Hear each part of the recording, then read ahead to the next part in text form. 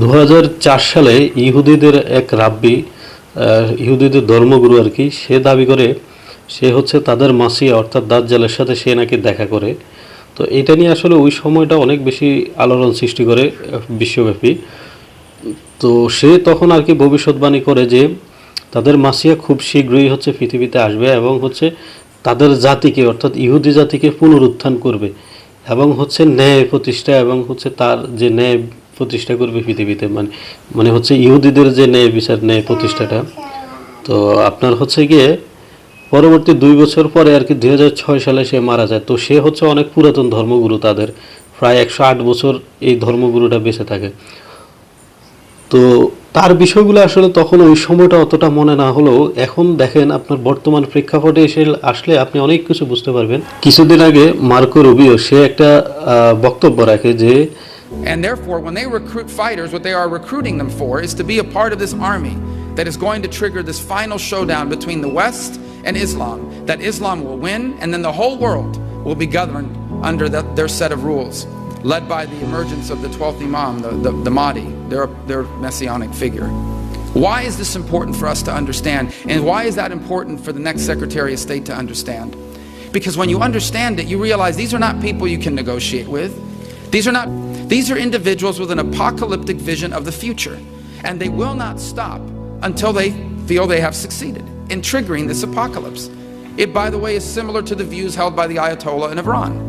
And so when people that have an apocalyptic vision of the future are growing in their capabilities in the case of ISIS, or trying to acquire a nuclear weapon in the case of Iran, you understand why it is that in many cases diplomacy and engagement does not work. And in the আপনার শিয়ারা এমন একটি বিশ্বাস লালন করে যেটা পৃথিবীর জন্য খুবই মারাত্মক।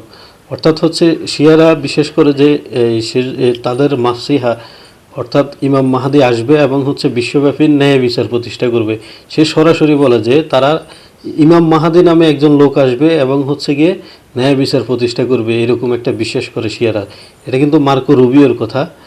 তো পরবর্তীতে এই গত ইরান আক্রমণের আগে যখন এই যে নরেন্দ্র মোদী হচ্ছে আপনার এই ইসরায়েল সফর করে, তার 2 দিন আগে নেতানিয়াহু একটা বক্তব্যে বলে যে উগ্রবাদী শিয়া এবং উগ্রবাদী সুন্নিদের বিরুদ্ধে সে একটা সংগঠন করতেছে, মানে হচ্ছে কয়েকটা দেশ মিলে 6-7টা দেশ মিলে যাদেরকে প্রতিহত করবে আর কি এই উগ্রবাদী শিয়া এবং উগ্রবাদী সুন্নি।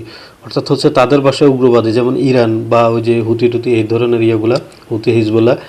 তো আজকে আবার হচ্ছে দেখেন এই পেন্টাগনের মানে আমেরিকার ওয়ার যুদ্ধ বিশেষজ্ঞ হচ্ছে গিয়ে আপনার ফিটার হচ্ছে একটা বক্তব্য রাখে যে President Trump has also been very consistent.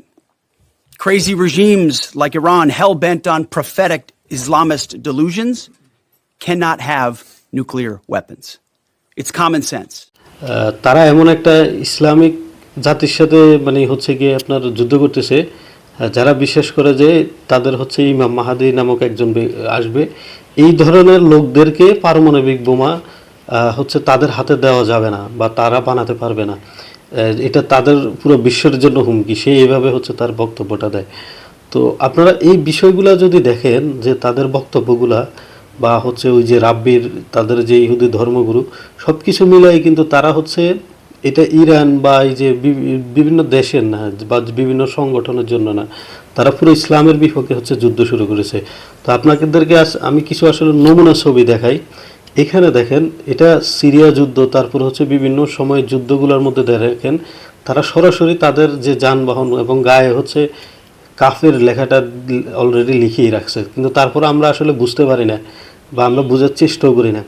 কেননা অনেকে এটা আসছে যে শেষ জামানায় দাজ্জালের কপালে কাফের লেখা থাকার পরও অনেকে বুঝতে পারবে না।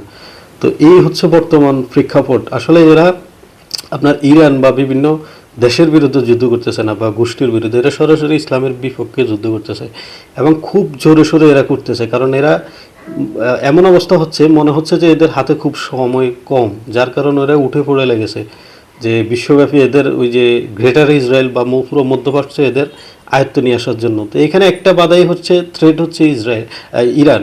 ইরান যদি আপনার হচ্ছে গিয়ে এখানে পড়ে যায় পুরো মধ্যপ্রাচ্যকে সে এক ধমকে দিবে, সবাই তার কথা মতো চলে আসবে যে আমাকে এই অঞ্চল দাও, এটা দাও, ওইটা দাও, দিয়ে দিতে বাধ্য, কিছু করতে পারবে না। আর এখন তো ধরেন ইরানের কারণে, ইরান হচ্ছে শুধু ইরান না, ইরানের কারণে হচ্ছে মধ্যপ্রাচ্যে আরও অনেকগুলা জাতি হচ্ছে এদের বিরুদ্ধে যুদ্ধ করতেছে।